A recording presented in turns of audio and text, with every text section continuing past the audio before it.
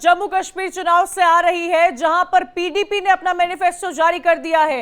महबूबा मुफ्ती ने अपना घोषणा पत्र जारी किया है। उन मैनिफेस्टो में तमाम बिंदु है जिसको इस वक्त आपको बता रहे हैं। 200 यूनिट बिजली फ्री देंगे, मंदिर मस्जिद गुरुद्वारे में मुफ्त बिजली होगी, पुरानी पेंशन स्कीम को लागू किया जाएगा, भर्ती प्रक्रिया में भी तेजी लाएंगे। बड़ी खबर आपको बता दें, पीडीपी ने अपना मैनिफेस्टो जारी कर दिया है। जम्मू कश्मीर में 18 तारीख से चुनाव की शुरुआत हो रही है और इसी को देखते हुए हाल ही में नेशनल कॉन्फ्रेंस से अपना मैनिफेस्टो जारी किया था और अब पीडीपी का ये मैनिफेस्टो जिस पर लिखा है पीपल्स एस्पिरेशन, पीपल्स एस्पिरेशन के साथ हाथ में पोस्टर अपना मैनिफेस्टो लिए महबूबा मुफ्ती को आप इस वक्त देख पा रहे हैं। कई अहम बातें इस मैनिफेस्टो में उन्होंने कही है। बिजली के साथ साथ पानी का भी मीटर फ्री करने की घोषणा अपने इस मैनिफेस्टो में महबूबा मुफ्ती ने की है। उन्होंने कहा है राशन भी फ्री प्रोवाइड किया जाएगा, जो परिवार बड़े हैं सिलेंडर भी मुफ्त देगी सरकार। मदद करेगी जम्मू कश्मीर के हालात को ठीक करने में, जम्मू कश्मीर को इस मुसीबत के दलदल से बाहर निकालने में। उसके बाद रिकंसिलिएशन विद इंटरनल और एक्सटर्नल फोर्सेस, और उसके बाद जब हमें मौका मिला कांग्रेस के साथ सरकार बनाई तो हमने इन्हीं मुद्दों के ऊपर जोर दिया। और आज भी मैं समझती हूँ जम्मू कश्मीर का मसला कहीं गया नहीं है। आज भी हमारे हर गांव में कब्रिस्तानों के कब्रिस्तान भरे हुए हैं। जम्मू में शमशान घाट जिसमें हमारे हिंदू लोग भी मारे गए, हमारे कश्मीर के लोग भी मारे गए, और मसले जूं का तू है, बल्कि 370 खत्म करने के बाद मसला और ज्यादा पेचीदा हो गया है।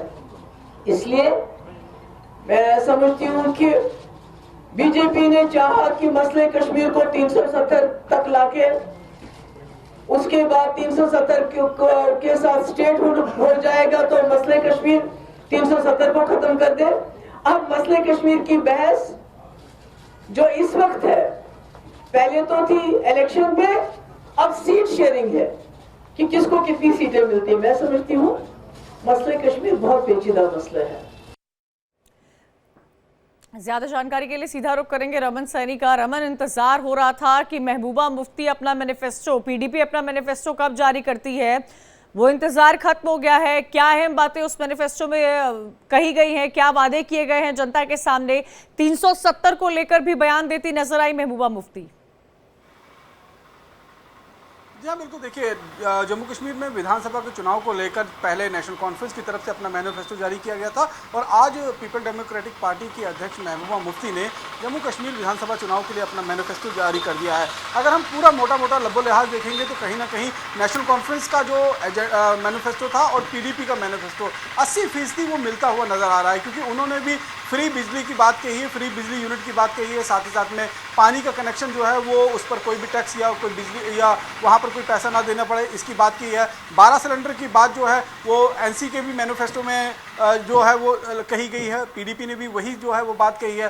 पाकिस्तान से बातचीत करने को लेकर नेशनल कॉन्फ्रेंस की तरफ से भी कहा गया है, पीडीपी की तरफ से भी कहा गया है। पीडीपी ने खासतौर पर यहाँ पर एक बात कही है कि जो गरीब लोग हैं और जिनका परिवार बड़ा है उनको जो है वो राशन जो है वो मुहैया करवाया जाएगा, एक ये बड़ी बात इस मैनिफेस्टो में कही गई है। और साथ साथ में इस पर जोर दिया गया है कि पाकिस्तान के साथ जो ट्रेड होता था, जो ट्रेडिशनल रूट बने हुए थे, उन रूट को जो है वो बहाल करने की मांग जो है उनकी तरफ से की गई है। उन्होंने कहा है कि हमारी अगर सरकार बनती है तो हम उन रूट्स को जो है वो बहाल कराएंगे। साथ ही साथ में पॉलिटिकल जो प्रिजनर्स हैं उनको किसी न किसी तरीके से असाइलम देने की बात जो है वो कही गई है। पूरी तरीके से अगर हम देखें तो कश्मीर घाटी की जो जनता है उसको कहीं ना कहीं लुभाने की कोशिश सीधे तौर पर पीपल डेमोक्रेटिक पार्टी की जो अध्यक्ष हैं महबूबा मुफ्ती की तरफ से की गई है, ताकि जो ग्राउंड पिछले 10 सालों में पीडीपी ने अपना खोया है, क्योंकि 2014 में सबसे बड़ी पार्टी कश्मीर घाटी में पीडीपी बनकर उभरी थी और उसके बाद भारतीय जनता पार्टी के साथ जो है वो सरकार बनाई थी। लेकिन उस सरकार के बीच में जिस तरीके से नुकसान पीपल डेमोक्रेटिक पार्टी का हुआ है, कश्मीर में उसने जो अपना बेस करीबन पिछले 15 सालों में बनाया था वो बेस पूरी तरीके से खत्म हो गया। तमाम वो पार्टी लीडर जो उनके एमएलए थे, जो मंत्री थे, उन्होंने पार्टी छोड़कर या तो अलग पार्टी बना ली या किसी दूसरी पार्टी के अंदर वो शामिल हो गए। तो वो बेस जो है वो दोबारा बनाने की कोशिश लगातार महबूबा मुफ्ती पिछले करीबन 3-4 सालों से एक बात यहाँ ये भी बताइए, क्या एक साल डिटेन रखा गया था। क्या पूरी 90 सीटों पर पीडीपी चुनाव लड़ेगी? इतने कैंडिडेट्स हैं भी इस पार्टी के पास जो कहीं बीच में गुम ही नजर आ रही थी पूरे इस दौरान। जी नहीं, देखिए पूरे 90 अगर हम बात करें 90 सीटों पर तो पीडीपी चुनाव नहीं लड़ने वाली है। नेशनल कॉन्फ्रेंस इस समय जम्मू कश्मीर में, अगर कश्मीर घाटी में कहें तो सबसे बड़ी राजनीतिक पार्टी है, लेकिन वो भी अपने दम पर इस समय जम्मू कश्मीर के अंदर 90 सीटों पर चुनाव नहीं लड़ सकती थी। उसने भी अब कांग्रेस के साथ गठजोड़ कर 90 सीटों पर चुनाव लड़ने का जो है वो फैसला किया है। यानी कि करीबन 1/3 सीटों पर कांग्रेस के उम्मीदवार होंगे और 2/3 सीटों पर जो है वो नेशनल कॉन्फ्रेंस के उम्मीदवार होंगे। इस तरीके का अभी जो पूरा समीकरण बनकर सामने आ रहा है वो उभरता हुआ नजर आ रहा है। हालांकि सीट शेयरिंग को लेकर अभी नेशनल कॉन्फ्रेंस और कांग्रेस ने अपने पत्ते नहीं खोले हैं। हर एक पार्टी के जो है वो दावे कर रहे हैं कि उनको सम्मानजनक जो है वो स्थान उस गठबंधन के अंदर मिला है, लेकिन जब सीटें बंटवारा होगा तो मालूम चलेगा कि किसको कितनी सीटें जो है मिली है। पीडीपी की अगर हम बात कर लें तो पीडीपी सिर्फ कश्मीर घाटी के अंदर जो है वो अपना दांव खेलेगी। जम्मू में उनका बेस बहुत कम है। सिर्फ अगर हम बात करें राजौरी पुंछ का जो इलाका है जो मुस्लिम बेल्ट है, या फिर डोडा राजौरी, डोडा रामबन और जो किश्तवाड़ का इलाका है, वहां पर कुछ सीटों पर जो अपने उम्मीदवार जो है वो उतार सकते हैं। जम्मू का जो हिंदू हार्ट बेल्टेड है वहां पर मुझे तो लगता है कश्मीर में भी बहुत सोच समझ के साथ पीडीपी अपने कैंडिडेट्स उतारेगी, क्योंकि महबूबा मुफ्ती के खुद के ही बयान उनको कहीं काफी हद तक बैकफुट पर ले जाते हुए नजर आए हैं। मैं आऊंगी आपके पास दोबारा, लेकिन जम्मू कश्मीर से जुड़ी एक और खबर का अपडेट दे देते हैं आपको। जम्मू कश्मीर चुनाव के कांग्रेस और नेशनल कॉन्फ्रेंस के बीच गठबंधन पर बीजेपी हमलावर हो गई है। आज सीएम योगी ने कांग्रेस पर जमकर निशाना साधा है। उन्होंने बोला है कि कांग्रेस जम्मू कश्मीर में क्या अलग झंडे का समर्थन करती है, कांग्रेस क्या पाकिस्तान से बात करना चाहती है। उत्तर प्रदेश के मुख्यमंत्री योगी आदित्यनाथ ने यह भी कहा कि कांग्रेस और एनसी की सोच देश के खिलाफ है, कांग्रेस भेदभाव की राजनीति करती है। और क्या कुछ कहा उन्होंने, सुनिए। ऐसे महत्वपूर्ण चुनाव में इंडी गठबंधन की जो नेतृत्व कर रही है कांग्रेस ने Abdullah and sons family private limited की नेशनल कॉन्फ्रेंस के साथ गठबंधन करके फिर से अपने राष्ट्र विरोधी मंसूबों को देश के सामने रख दिया है। ऐसे महत्वपूर्ण चुनाव में इंडी गठबंधन की जो नेतृत्व कर रही है कांग्रेस ने Abdullah and sons family private limited की नेशनल कॉन्फ्रेंस के साथ गठबंधन करके फिर से अपने राष्ट्र विरोधी मंसूबों को देश के सामने रख दिया है। हाल ही में नेशनल कॉन्फ्रेंस ने अपना मैनिफेस्टो जारी किया है। इसमें अनेक ऐसे बिंदु हैं जो भारत की एकता, भारत की अखंडता और राष्ट्रीय सुरक्षा के प्रति पूरे देश को आशंकित करती है। कांग्रेस और नेशनल कॉन्फ्रेंस का यह गठबंधन राष्ट्रीय सुरक्षा को लेकर के अनेक बड़े सवाल खड़ा करता है और भारतीय संविधान के प्रति सच्ची श्रद्धा और निष्ठा रखने वाले हर व्यक्ति को चिंतित भी करती है। चलिए, तो सुना आपने उत्तर प्रदेश के मुख्यमंत्री योगी आदित्यनाथ को। रमन लगातार हमारे साथ जुड़े हुए हैं। रमन, जैसे ही अलायंस की खबर सामने आई थी, नेशनल कॉन्फ्रेंस और कांग्रेस के अलायंस की खबर सामने आई थी, कई सारे पॉलिटिकल रिएक्शन सामने आ रहे थे।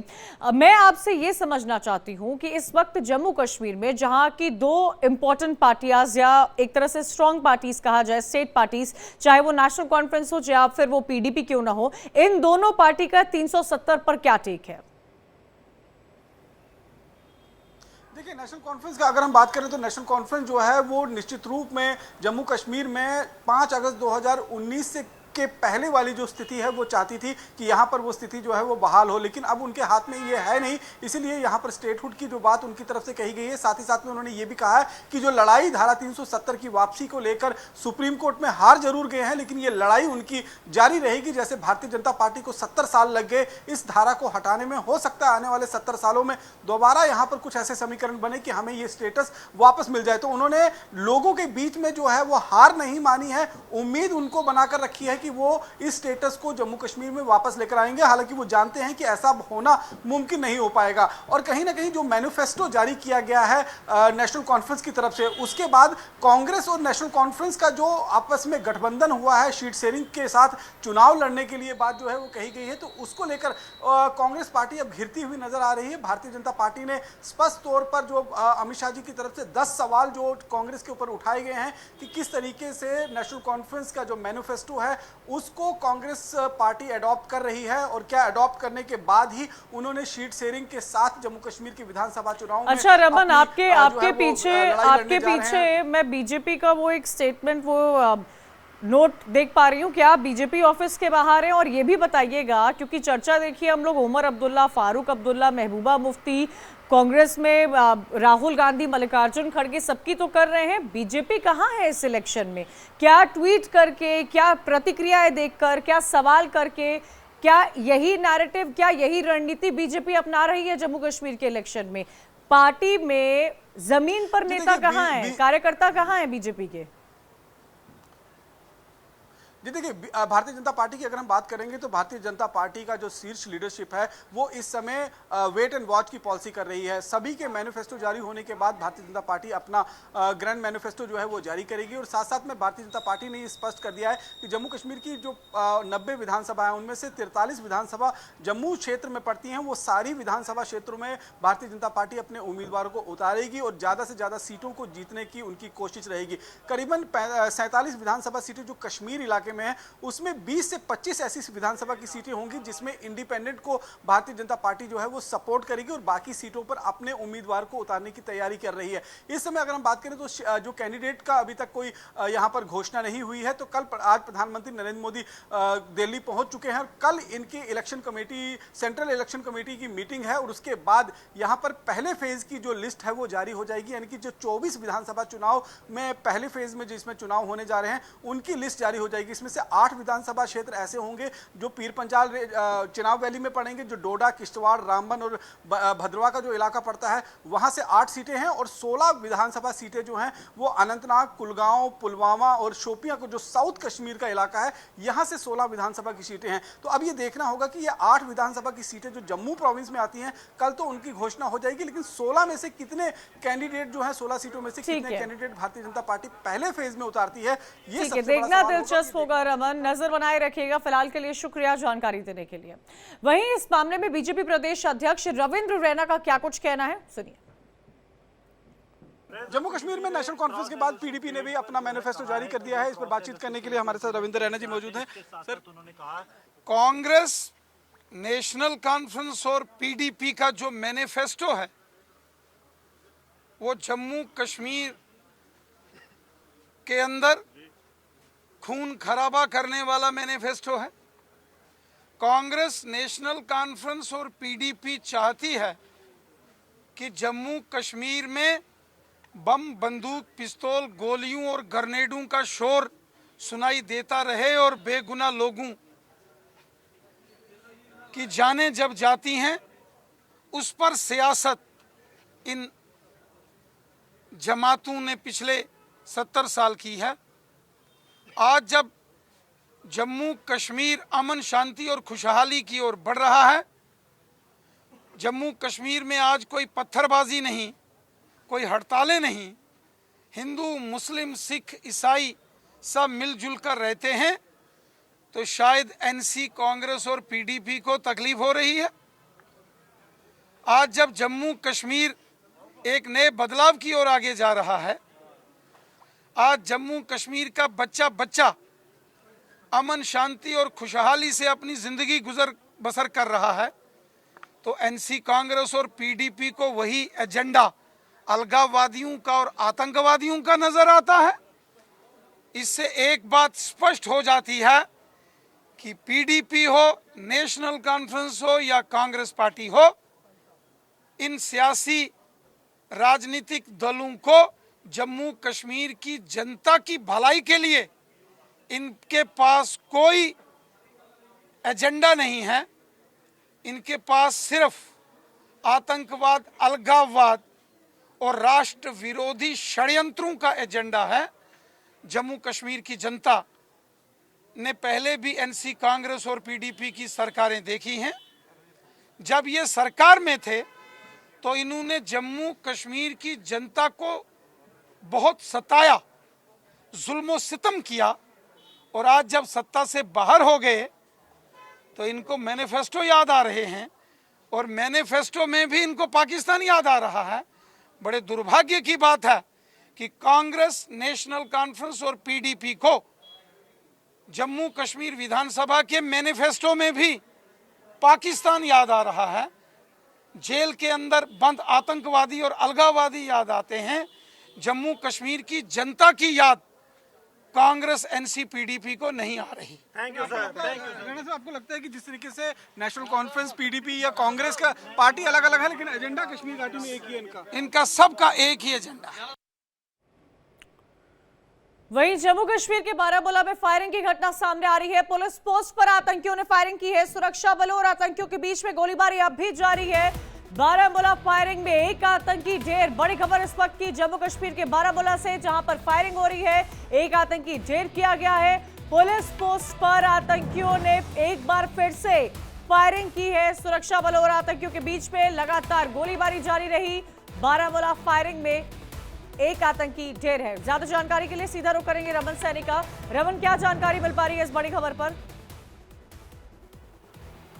कंचन, देखिए जो जानकारी इस समय निकल कर आ रही है उसके मुताबिक बारामूला का राफियाबाद इलाका पड़ता है। राफियाबाद में वाटर गांव पुलिस पोस्ट के पास ये फायरिंग जो है शूट आउट हुआ है, क्योंकि जानकारी ये मिल रही है कि आतंकी एक गाड़ी में सवार होकर उस रास्ते से गुजर रहे थे और जब वो पुलिस पोस्ट के पास पहुंचे हैं तो वहां पर उन्होंने फायरिंग की है, जिसमें एक जवान जो है वो जख्मी बताया जा रहा है। हालांकि अभी उसकी हालत जो है वो स्थिर है, लेकिन जब रिटेलिएशन भारतीय सेना और जम्मू कश्मीर पुलिस की तरफ से किया गया है तो वहां पर एक आतंकी के मारे जाने की खबर जो है वो मिल रही है। उसकी डेड बॉडी अभी सड़क पर पड़ी हुई है। उस पूरे इलाके की घेराबंदी की हुई है। दूसरा आतंकी भी वहां पर मौजूद था, लेकिन अभी उसके साथ गनफाइट चल रही है, लगातार मुठभेड़ चल रही है और वो उसी इलाके के अंदर गाड़ी छोड़कर अब दूसरे इलाके में जो पास में जंगल है वहां पर छिपा हुआ है और वहां पर उस आतंकी के साथ लगातार मुठभेड़ चल रही है। तो ये निश्चित रूप में एक बड़ा आतंकी हमला करने की कोशिश जो है वो आतंकियों की तरफ से थी, लेकिन वक्त रहते सुरक्षा कर्मियों को इसकी भनक लग गई थी और सुरक्षा कर्मी पहले से ही अलर्ट थे। इसलिए जैसे ही वो आतंकी गाड़ी वहां से पहुंचती है, वहां पर फायरिंग करती है, तो भारतीय सेना जो पहले से ही तैयार थी, जम्मू कश्मीर पुलिस के जवान